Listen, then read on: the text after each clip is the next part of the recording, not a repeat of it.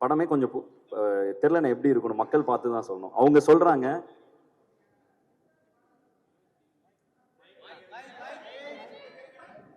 ஆமாண்ணே. கடைசி உலக போர் அப்படிங்கிறது அதாவது சித்தர் பாடலை சொன்னீங்க தமிழா. கடைசி உலக போர்னு கொஞ்சம் மாடான ஒரு புரட்சிகரமான பேர் வச்சிருக்கீங்க. அதுக்கு இதுக்கு என்ன சம்பந்தம்? அந்த படத்துல என்ன புரட்சி பண்ணிருக்கீங்க அந்த விஷயத்தை சொல்லுங்க. இல்லைண்ணா, கடைசி உலக போர் அப்படின்னா என்னன்னா, முதலாவது உலக போர், இரண்டாம் உலக போர், மூன்றாவது ஒரு உலக போர் நடந்துச்சுன்னா, இன்னைக்கு இருக்கிற டெக்னாலஜியில நடந்துச்சுன்னா அதுதான் அந்த உலகத்தோடைய கடைசி போரா இருக்கும். ஏன்னா அதுக்கப்புறம் அந்த உலகமே இருக்காதுங்கிற தான் ஒரு நிதர்சனமான உண்மை. ஸோ அழிந்து போய்விடும் உலகம் நாம் அனைவரும் சண்டையிட்டு கொண்டாலுங்கிற ஒரு கருத்து. ஸோ அதனாலதான் இந்த படத்துடைய பேர் கடைசி உலக போர் அப்படின்னு வச்சிருக்கோண்ணே.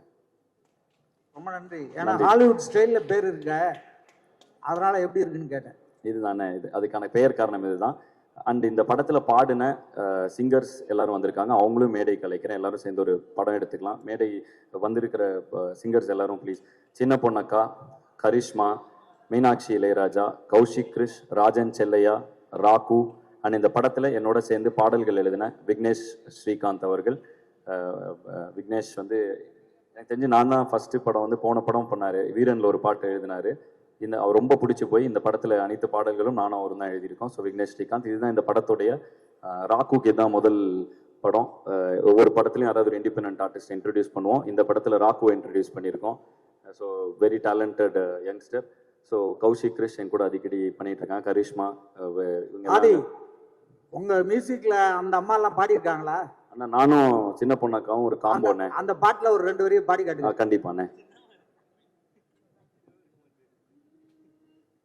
கண்ண மூடி நிக்க சொன்னா நிக்கணுமா, இல்ல கைய கட்டி நிக்க சொன்னா நிக்கணுமா, காலத்துக்கு எத்தபடி மாறணுமா, இல்ல வேட்டையாடு வேங்க இன்னும் ஓடணுமா, ஆல ஆல அடக்குற ஆல உடைக்கிறபடி நாங்க விளையாட, மேலே மேலே பறக்கணும் மேலே கழுகா மாறுவோம் மலை மேலே. பும்பாஸ்டிக் வெட்டு 1 துண்டு 2. Thank you guys. அக்கா கூட தொடர்ந்து பண்ற எல்லா பாடல்களுமே எனக்கு ஹிட் அமைஞ்சிருக்கு. வேங்கமவன் ஃபர்ஸ்ட் பாட்டாகட்டும், இப்போ இதாகட்டும். ஸோ இதுதான் எங்கள் படத்தில் வந்திருக்கு. சிங்கர்ஸ் எல்லாரும் இன்னும் ஒரு ஃபோட்டோ எடுத்துக்கலாம். டைரக்ஷன் டீம் இந்த பக்கமும், சிங்கர்ஸ் இந்த பக்கமும். ஸோ நாங்கள் எல்லாரும் கிட்டத்தட்ட ஒரே டீம் தான். இப்போ கான்சர்ட்டுக்கும் ஒன்றா தான் சுற்றிட்டு இருக்கோம். ஸோ வந்துட்டு இப்போ இதுதான் எங்களுடைய team. And thank you all for coming. Sir இன்னொரு கேள்வி இருக்கா? ஓகே, கேட்கலாம், கேளுங்கண்ணே. ஃபோட்டோ எடுத்துக்கலாமாண்ணே? அடுத்து அவங்க காஸ்ட் அண்ட் குரூப் கூடயும் ஃபோட்டோ எடுத்துக்கணும்னு ரொம்ப ஆசைப்பட்டாங்க. ஸோ அதனால அவங்க ஆசையும் அது நிறைவேற்றிடுறேன். கேள்வி இருந்தால் கேட்கலாம், நான் அப்படியே பதில் சொல்லிடுறேன். நேரமின்மை காரணமாக தான் டக்குன்னு முடிக்கிறோம். ஏன்னா ஒரு 10 நிமிஷம் தான் இருக்குன்னு சதீஷ் சொன்னார்.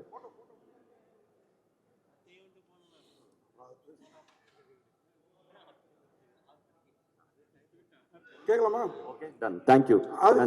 நன்றி. நீங்க வருகை தந்ததுக்கு அனைவரும் நன்றி. இது முழுக்க நாங்க ஹேண்ட் பிக் பண்ணி உருவாக்குன டீம். இதுல இருக்கிற எல்லாருக்குமே இதான் ஃபர்ஸ்ட் படம். அசிஸ்டன்ட் டைரக்டர்ஸ் ஆகும். இன்னும் நிறைய பேர்னால வர முடியல. ஸோ வந்துட்டு all the best team.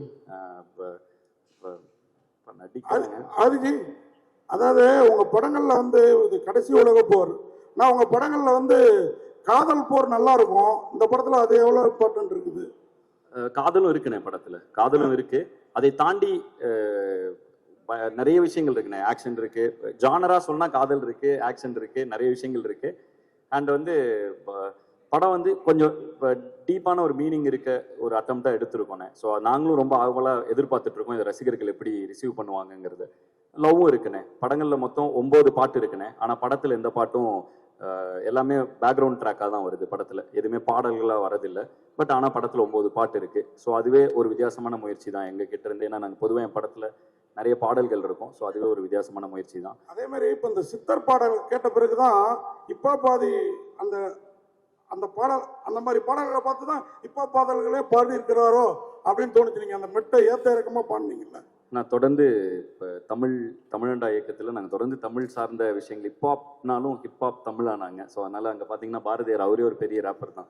So அவருடைய நடையிலுமே அந்த ரேப் இருக்கு. ஸோ தொடர்ந்து அந்த மாதிரி விஷயங்கள் இன்ஸ்பயர் ஆகி தொடர்ந்து நாங்கள் எங்களோட கலைப்படைப்பை கொடுத்துட்டு இருக்கோம். கண்டிப்பாக இந்த மாதிரி எல்லா தமிழ் இலக்கியங்கள்ல இருக்கிற விஷயங்கள்ல கண்டிப்பாக நாங்கள் இன்ஸ்பயர் ஆகி அதை புது வடிவத்தில் கொடுத்துட்டும் இருக்கோம். கண்டிப்பாக அதில் தான் இன்ஸ்பயரும் ஆகிறோம். அதே மாதிரி சுந்தர் சி சார் எப்போதும் உங்க படங்களை அதிகம் அவர் தயாரிப்பாரு. இந்த படத்தை நீங்களே தயாரிக்க காரணம், ஒரு சீஃப் கெஸ்டா வர காரணம் என்ன? ஏன்னா இதுல ஜாஸ்தி லாபம் எடுத்துலாம் நீங்க எடுத்துட்டீங்களா ப்ரொடியூசரா? ஆனா லாபம்ங்கிறது வந்து நான் அதை எல்லாத்தையும் தாண்டினேன். நான் வந்து ஒரு ஆர்டிஸ்ட். எனக்கு வந்து ஆர்ட்டை தொடர்ந்து பண்ணிக்கிட்டே இருக்கிறோங்கிறது ரொம்ப ஆசைனே. என்னோட ஆர்ட்டை எப்போ நான் இருக்கிறதுலே ஃப்ரீயாக பண்ண முடியும் அப்படின்னா வந்து நானே அதை கிரியேட் பண்ணி நானே, ஏன்னா வந்து இப்போ ஒரு ப்ரொடியூசர்னா அவருக்கு வந்து ஒரு கன்ஸ்ட்ரெயின்ட் இருக்கலாம், எனக்குன்னு ஒரு மார்க்கெட் இருக்குது, அதுக்குள்ளே படம் எடுக்கணும், அந்த மாதிரி கன்ஸ்ட்ரெயின்ட் இருக்கலாம். அதே மாதிரி ஒரு டைரக்டர்னா அவருக்கு ஒரு தாட் இருக்கும், நான் இதுக்கு தான் செட் ஆவேன்னு. ஸோ இது எல்லாமே சேர்ந்து நாங்களே பண்ணுறப்ப நாங்கள் எங்கள் மேலே வைக்கிற நம்பிக்கையை எங்கள் ரசிகர்களுக்கு நான் கொண்டு போய் சேர்க்கணுங்கிற கருத்தை எந்த ஃபில்டரும் இல்லாமல் கொடுக்க முடியுதுன்னு. ஸோ அதனால வந்துட்டு இதை லாபத்துக்காக பண்ணணும்னா இது மிகப்பெரிய ரிஸ்க்குண்ணே. இந்த படம் என்னோட எல்லா ஃபார்மேட்ல இருந்தும் உடைச்சு ஒரு படம் பண்ணியிருக்கோம். ஸோ அதனால அப்படி பார்த்தா அதுக்கான இது இல்லைண்ணே. நாங்கள் வந்து அதான் இருக்கிற எல்லா ரிசோர்ஸஸையும் போட்டு ஒரு படத்தை எடுத்துட்டோன்னே. இதுல இருந்து வந்தா அடுத்து திரும்பவும் படம் எடுப்போனே, அந்த மாதிரி இதில் தான் இருக்கும். ஏன்னா நாங்கள் வந்து உங்கள் எல்லாருக்கும் தெரிஞ்சதான் நீங்கள் எங்களை இங்கேருந்து பார்த்துட்டு இருக்கீங்க எல்லாரும். ஸோ கொஞ்சம் கொஞ்சமாக படிப்படியாக தான் வளர்ந்துட்டு இருக்கோம். எங்களால் ஒரு படத்தை எடுக்க முடியுங்கிற அளவுக்கு பொருள் சேர்ந்த உடனே அதை எல்லாத்தையும் போட்டு ஒரு படத்தை எடுத்துட்டோன்னே. அண்ணன் தான் முதல்ல ஆசீர்வாதம் பண்ணார் எங்களுக்கு, எதிரா தம்பி அப்படின்னு. ஸோ வந்து என்னை எப்படி வந்து ஆரம்ப காலகட்டத்தில் பொடி பையனா வந்தப்போ வந்து பாட்டு பண்ணிடுவியாடா, சரணம் பழுவினா என்னன்னு தெரியுமாங்கிற மாதிரி இனி வரைக்கும் அண்ணன் கரெக்டாக பண்ணிவிடு, ஆல் த பெஸ்ட் அப்படிங்கிற ஒரு இதில் இருக்காரு. ஸோ அண்ணனோட வாழ்த்து என்றைக்குமே என்கிட்ட எனக்கு இருக்குன்னு, என் பசங்களோட நட்பு இருக்குது, எனக்குள்ள நம்பிக்கை இருக்குது. அதனால் வந்து தொடர்ந்து ஹிப் ஹாப் தமிழ் என்டர்டெயின்மெண்ட் மூலமாக தமிழ் சினிமாவுக்கு பிரம்மாண்டமான படங்களை நாங்கள் கொடுத்துட்டே இருப்போம் அப்படிங்கிறதுல எங்களுக்கு ஒரு நம்பிக்கை இருக்குண்ணே. அதுக்கு இந்த படம் கண்டிப்பாக வெற்றி அடையுங்கிறத நாங்கள் நம்புகிறோண்ணே. இதை வந்து 20ஆம் தேதி மக்கள் தேட்டரில் பார்க்கும் பொழுது அதில் ரிசல்ட் தெரிஞ்சிடனே. அதுக்கு நாங்களும் அவ்வளோ காத்துக்கிட்டு இருக்கோண்ணே. அண்ட் தொடர்ந்துண்ணே உங்கள் எல்லாத்தோட சப்போர்ட்டும் கண்டிப்பாக எங்களுக்கு வேணும். அதே மாதிரி நீங்கள் கோயம்புத்தூர்காரரு, ஆனால் மவுண்ட் ரோட்ல குண்டு வைக்கணும்னு ஏன் அவ்வளோ பார்த்தா வந்தோன்னா ட்ரெய்லரு புட்டு புண்ணு மவுண்ட் ரோடே பிளாஸ்ட் பண்ணுறீங்களே, என்ன நோக்கம் அது? அண்ணா ஒரு போர் நடந்தா என்ன ஆகும் அப்படிங்கிறது தான் படத்துடைய கதைனே. ஸோ ஒரு கடைசி ஒரு உலக போர் ஆரம்பிச்சா என்ன நடக்க போகுது அப்படிங்கிறது தான் படம். ஸோ இந்த படத்துல நிறைய விஷயங்கள் இருக்குண்ணே. அது பார்க்குறப்ப அதோட சுவாரஸ்யம் இன்னும் நல்லா இருக்கும். படம் வந்த உடனே இது எல்லாமே டோட்டலாக புரிஞ்சிடும்ண்ணே. சார் படத்தை நீங்க தான் ஓனா ரிலீஸ் பண்றீங்களா? ஆமாண்ணே. டென்கோட்டாவும் சிம்பா ப்ரொடக்ஷன்ஸும் அவங்க ஓவர்சீஸ் வாங்குறதுக்காக வந்தாங்கண்ணே. படம் பார்த்து அவங்களுக்கு ரொம்ப பிடிச்சி போயிடுச்சு. ஸோ தமிழ்நாடு தேட்டருக்குலாம் அவங்களே எடுத்துக்கிட்டாங்க. அண்ட் சேட்டலைட் டிஜிட்டல்லாம் முடிஞ்சுதுண்ணே. ஸோ எங்களால் என்னென்ன இருக்கோ எல்லாத்தையும் வச்சு ரிலீஸ் பண்ணுறோண்ணே. இப்போ நாங்கள் தானே பண்ணுறோம் எல்லாமே. சார் இப்போ நீங்கள் இசையமைச்சது ஈஸியாக இருந்ததா, டைரக்ட் பண்ணது ஈஸியாக இருந்ததா, படம் எடுக்கிறது ஈஸியாக இருந்ததா?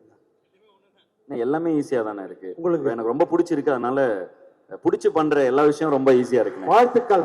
ரொம்ப நன்றிங்கண்ணே. ஐபிஎல்க்கும் இதுக்கும் சம்பந்தம் இருக்குங்களா கதைக்கும்? இல்லைண்ணே, ஐபிஎல்ங்கிற ஒரு விஷயத்துக்கும் இதுக்கும் இல்லை. இது உலகத்தில் என்ன நடக்குதோ அனைத்துக்கும் இதுக்கும் சம்பந்தம் இருக்குண்ணே. உலக அரசியலும் இருக்கு, எல்லாம் இது இருக்கு.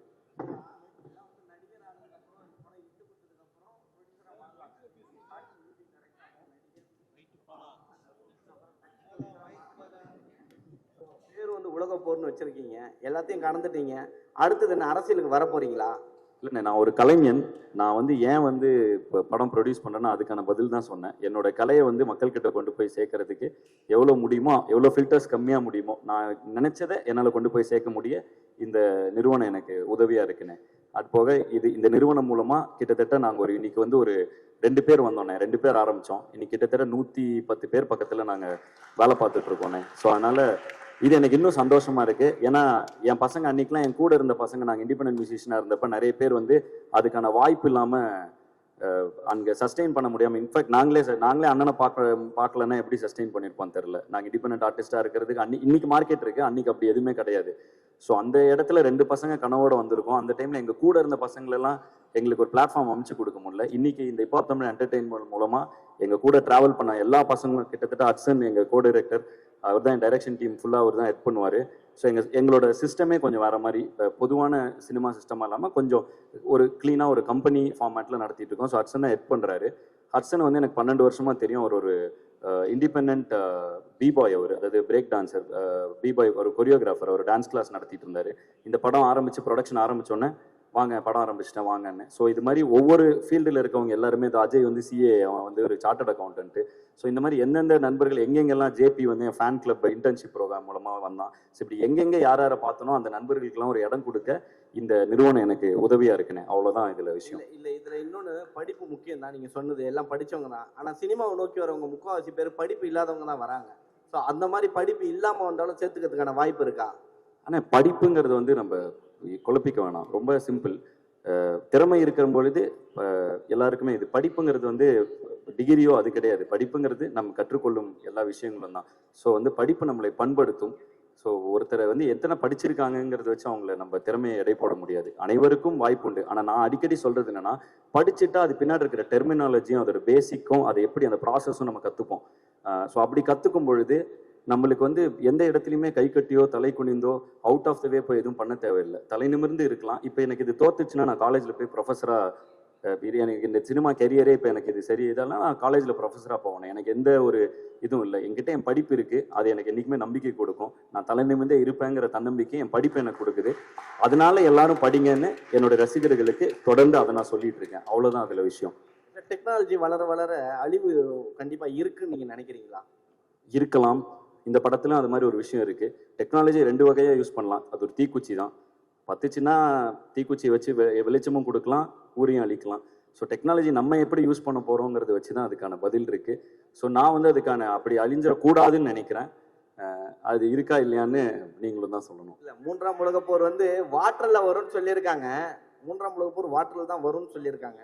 பட் ஆனால் நீங்கள் வந்து கடைசி உலகப் போர் டெக்னாலஜி தான் ஸ்டார்ட் ஆக போகுதுன்னு சொல்ல வந்திருக்கீங்க. ரெண்டுத்தும் டிஃப்ரெண்ட். இல்லை, இது படம் பார்த்துட்டிங்கன்னா இன்னும் சூப்பராக புரியும்ண்ணே உங்களுக்கு. Okay, last question. கான்செப்ட் கூட இப்போ 2-3 நாள் முன்னாடி நடந்தது. அதில் கூட ஏதோ பசங்க சண்டே ஆயிடுச்சுங்க. இது வரைக்கும் உங்கள் கான்செப்டில் அந்த மாதிரி நடக்கவே இல்லை. ஆனால் இது வரைக்கும் கான்செப்டே நடக்கவே இல்லை. கோயம்புத்தூர்ல 2-3 நாள் முன்னாடி நடந்தது உங்களுக்கு. அப்போ அங்கே வந்து காலேஜ் பசங்க அடிச்சுக்கிட்டாங்க. அது ஒரு 200 பேர் இருக்கு, ஒரு 20,000 பேர் இருக்கிற இடத்துல 25,000 பேர் வந்தாங்கண்ணே அந்த கான்செர்ட்டுக்கு. அதில் டான்ஸ் ஆடுறப்ப ஒருத்தருக்கு ஒருத்தர் இடிச்சுக்க, ஏன்னு ஒரு ஒரு ஒரு திருவிழாவில் நடக்கிற மாதிரி என்ன இடிச்சிட்ட அப்படின்னு இது பண்ண, உடனே சண்டை போட்ட அந்த 10 பேரை உடனே வெளில அமிச்சாச்சு. அது அங்கே நடந்த மீதி 19,000 பேருக்கும் தெரியாது அப்படி ஒரு விஷயம் நடந்ததுன்னு. பட் அதை வந்து நீங்கள் இப்போ இதில் போடுறதுக்கு அப்புறம் தான் எனக்கே அப்படி ஒரு விஷயம் நடந்தது தெரியும். ஸோ அந்த மாதிரி தான். அதுக்கப்புறம் நான் கேட்டேன் என்ன ஆச்சுன்னு. ஒரு 10 பசங்க அடிச்சுக்கிட்டு இருந்தாங்க. அப்படியே அவங்களை எனர்ஜியில் என்ஜாய் பண்ணுறப்போ ஒன்று நடக்கும்ல. ஸோ அப்படி அவங்க 10 பேரை வெளியில் அனுப்பிட்டோம் அப்படின்னாங்க. ஸோ அவ்வளோதான் அதோட விஷயம். அதில் ஒரு எதுவுமே பெரிய எதுவுமே அப்படி ஒரு பயப்பட வேண்டிய விஷயம் எதுவுமே இல்லை. தொடர்ந்து உங்களுடைய ஆல்பம் சாங் தான் எல்லாமே எதிர்பார்க்கறது. இப்போ நீங்கள் ப்ரொடக்ஷனில் வேற இறங்கிட்டீங்க. ஆல்பம் சாங் கான்செப்ட் வருமா, இல்லை இதோட க்ளோஸ் பண்ணிடுவீங்களா? அண்டர் கிரவுண்ட் ட்ரைப்னு ஆரம்பிச்சு அடுத்த தலைமுறை இளைஞர்களுக்கு நிறைய பேருக்கு ஏதோ எஃப்ஜேலாம் அண்டர் கிரவுண்ட் ட்ரைப்ல பெர்ஃபார்ம் பண்ணியிருக்கான். ஸோ அவன் இன்னைக்கு திரைப்படங்கள் வந்துருக்கான். நிறைய இளைஞர்களுக்கு பிளாட்ஃபார்ம் அமைச்சு கொடுத்துட்டோம். ஸோ நாங்கள் இதெல்லாம் பண்ணிட்டு இருக்கப்போ அந்த இடத்துல எங்களுடைய ஆர்டிஸ்ட் நிறைய பேர் வருவாங்கண்ணே. ஏன்னா நீங்கள் சொன்னீங்க பேசும்போது நிறைய ப்ரொடியூசரோட குறுக்கீடுகள் வந்து இருக்கிறதுனால தான் நான் வந்து தனியாக ப்ரொடக்ஷன் ஆரம்பிச்சேன்ட்டு. ஸோ யாரை நீங்கள் குறிப்பிட்டு சொல்கிறீங்க? குறுக்கீடு கிடையாதுண்ணே, குறுக்கீடுன்னு சொல்லலை. ப்ரொடியூசர் வந்து இப்போ நான் ஒன்று பண்ணணும்னு நினைக்கிறேன். அப்போ எனக்குன்னு ஒரு மார்க்கெட் இருக்கும்லண்ணே. ப்ரொடியூசர் அந்த மார்க்கெட்டுக்கு தானே போடணும். ஏன்னா அதுதான் ஒரு வியாபாரத்தில் சரியான முயற்சி. அப்போ நம்ம ஒரு அதை தாண்டி ஒரு இல்லைன்னா அவங்க நம்ம அப்பாவாக இருக்கணும், அண்ணனாக இருக்கணும், சொந்தக்காரங்களாக இருந்தால் அதை தாண்டி அந்த லாபத்தை தாண்டி அவங்க நம்ம மேலே நம்பிக்கையை வச்சு ஒன்று பண்ணலாம். அப்படி யாருமே நமக்கு சொந்தக்காரங்க இல்லைன்னா நம்மளே தான் அதை பண்ணிக்க முடியும். ஸோ அப்படி அந்த மார்க்கெட் கேப்பை தாண்டி இவ்வளோ பெரிய ஒரு படம் எடுக்கும் பொழுது நானே தான் என் மேலே நம்பிக்கை வச்சுக்க முடியும். என் பசங்க மேலே நம்பிக்கை வைப்பாங்க. ஸோ எனக்கு பிடிச்ச கண்டென்ட்டை நான் கொண்டு வரணும்னா அதை நானே ப்ரொடியூஸ் பண்ணிக்கிறேன். அவ்வளோதான். ஸோ அப்படி தான் இதை சொல்கிறேன். இதில் குறுக்கீடெல்லாம் இல்லைண்ணே. குறுக்கீடெல்லாம் இருக்காது. குறுக்கீடு இருந்தாலும் அதில் இது இருக்காது, லாஜிக் இல்லை. எப்படி குறுக்கிட முடியும்? யாரும் அப்படி குறுக்கிட மாட்டாங்க. சரி, நீங்கள் ஸ்டேஜ் ஏறும்போது சொன்னாங்க எல்லாருமே 15 வருஷம் 20 வருஷம் 18 வருஷம்னாங்க. ஆக்சுவலாக என்னென்ன பார்த்தா உங்களுக்கு 25 வயசு மாதிரி தான் தெரியுது. உங்களோட வயசு என்ன? எல்லாருமே வந்து உங்களோட இளமையின் ரகசியம் என்ன? ஒன்றும் இல்லை. 2005 நான் ஸ்கூல் படிக்கிறப்ப என்னுடைய முதல் மிக்ஸ் டேப் வந்துச்சு. ஸோ அங்கேருந்து ட்ராவல் ஆக ஆரம்பித்தோம் நானும் ஜீவாவும். ஸோ நான் ஸ்கூல் படிக்கிறப்பே ஆரம்பிச்சிட்டேனே. எனக்கு மேடைகளும் வாய்ப்பும் இல்லை. ஏன்னா எனக்கு யாரையும் தெரியல. நான் சென்னைக்கு வரதுக்கே அங்கேருந்து நான் காலேஜ் முடிச்சு எனக்கு காசு சேர்க்கறதுக்கே டைம் ஆயிடுச்சு. அதுக்கப்புறம் தான் என்னால் சென்னையே கிளம்பி வர முடிஞ்சுது. ஸோ சென்னை வந்து ஒரு 4 வருஷம் கஷ்டப்பட்டக்கப்புறம் தான் எனக்கு லக்கிலி இப்போ அண்ணனை மீட் பண்ணுற வாய்ப்பு கிடைச்சி. சுந்தரண்ணன் வந்து எனக்கு ஒரு இசையமைப்பாளர் ஒரு வாய்ப்பு தராரு. நாங்கள் 2005லேருந்தே பாட்டு போட்டுட்ருக்கோம். எங்களுக்கான அதாவது நான் சுந்தரண்ணாவோட முதல் படம் சைன் பண்ணுறப்பவே எனக்குன்னு ஒரு ஒரு அண்ணனே சொல்லுவார், ஆம்பளை லான்ச்சில் அவ்வளோ ஃபேன்ஸ் வந்திருந்தாங்க. ஏன்னா அது இண்டிபெண்டன்ட் மியூசிக் மூலமாக சேர்த்த ஃபேன்ஸ். எனக்கு வந்து கனெக்ஷன்ஸ் இல்லாதனால எனக்கு மேலே வர்றதுக்கு, அதாவது அந்த பிளாட்ஃபார்ம் எனக்கு கிடைக்கிறதுக்கு டைம் ஆயிடுச்சு. ஸோ அதுக்கு முன்னாடினே நான் பண்ணிட்டுருக்கேன். இப்போ நான் இந்த வேற யாருக்கும் அது நடக்கக்கூடாதுங்கிறது தான் இந்த இத்தனை தமிழண்டா மூவ்மெண்ட், அண்டர் கிரவுண்ட் ட்ரைப், இப்போ தமிழ் என்டர்டைன்மெண்ட் ஒன்று பண்ணிக்கிட்டே இருக்கும். எனக்கு தெரிஞ்ச பசங்களுக்கு அது நடக்கக்கூடாதுன்னு, அவ்வளோதான். அதில் நிறைய பேர் கூட ட்ராவல் ஆயிருக்காங்க. இப்போ நான் வந்து ஃபர்ஸ்ட் இண்டிபெண்டன்ட் ஆர்டிஸ்டாக ஃபர்ஸ்ட் இயர் காலேஜ் படிக்கிறப்ப அவர் எனக்கு பேக்அப் டான்ஸராக இருந்தார். ஸோ அவர் வந்து அவங்க எங்கள் பின்னாடி டான்ஸ் பண்ணுவாங்க. ஸோ அந்த மாதிரி நிறைய பேர் கூட இவ்வளோ வருஷம் ட்ராவல் ஆகிட்டோம். ஸோ அந்த இதனால அவ்வளோ வருஷமாக தெரியுது. ஓகேண்ணா, டன், தேங்க்யூ. கடைசியாக இந்த படத்துடைய காஸ்ட் அனைவரையும் மேடை கலைத்து ஒரு குரூப் பிக்சர் எடுத்துக்கணும். அதுக்கு நடுவில் எங்கள் அண்ணன் சுந்தர்சி அவர்கள் நிற்கணும்னு ஆசைப்படுறேன். வருகை தந்த பத்திரிகை நண்பர்கள் அனைவருக்கும் நன்றி. மீடியா சேர்ந்த நிறைய பேர் வந்து தொடர்ந்து எங்களை சப்போர்ட் பண்ணிகிட்டே இருக்கீங்க. ஸோ ஹிப்ஹாப் தமிழா என்டர்டெயின்மெண்ட் மற்றும் ஹிப்ஹாப் தமிழா சார்பாக உங்கள் அனைவருக்கும் என் மனமார்ந்த நன்றியை தெரிவித்துக் கொள்கிறேன். 20ஆம் தேதி படம் தியேட்டர்ல வருது, பாருங்க, பார்த்து சப்போர்ட் பண்ணுங்க. ரொம்ப ரொம்ப நன்றி.